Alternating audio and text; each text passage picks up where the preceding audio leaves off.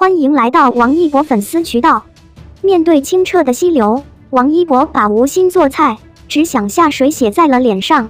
哇，舒服，太爽了，峰哥，好想游泳。不是说好的每4研学季一起开启罪恶的美食之旅吗？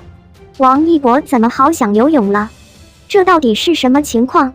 原来本期天天向上美食研学季的第3站来到了美丽的浙江台州。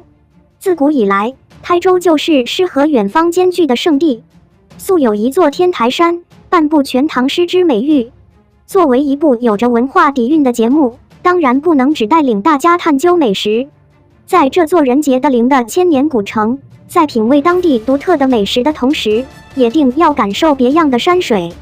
这次在台州，天天兄弟分成了3个小队，一博则与灵魂搭档沐风哥一队，开始了妙趣横生的露营野餐体验。这可乐坏了王一宝小朋友，哪里是录制节目呀，分明就是为一宝量身定做的夏令营吗？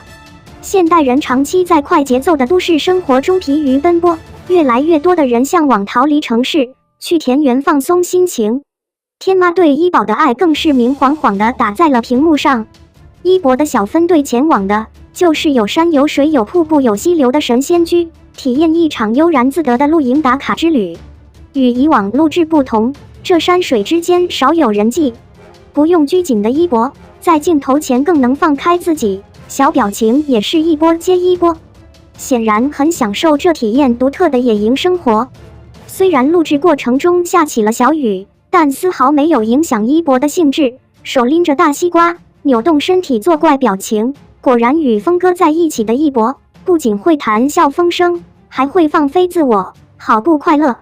小孩子都有一种天性，那就是戏水，一博小朋友也不例外。面对难得一见的清澈溪流，王一博把无心做菜，只想下水写在了脸上。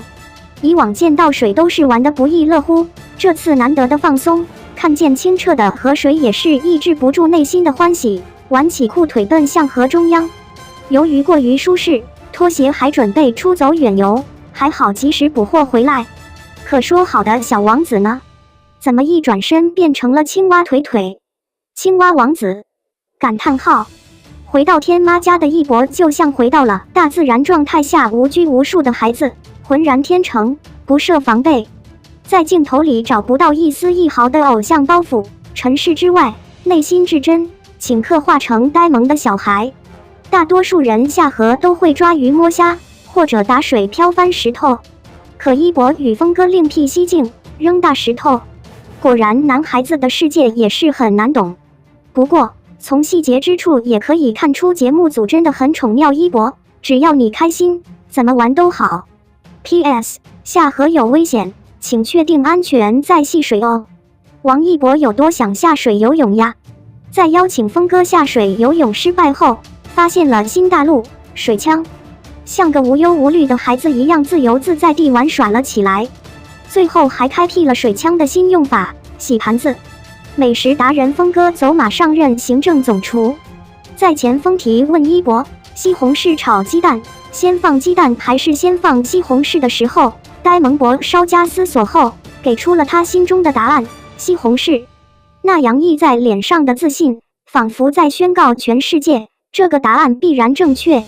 可是一博，答案暴露你厨艺小白的身份了，原来酷哥也有需要加持的技能。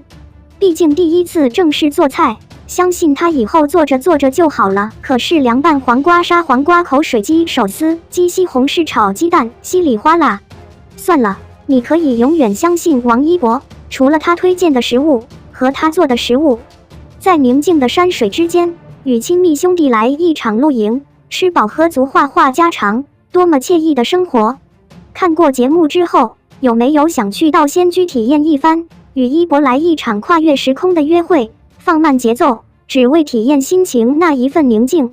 感谢您观看视频，请订阅该频道以支持我们。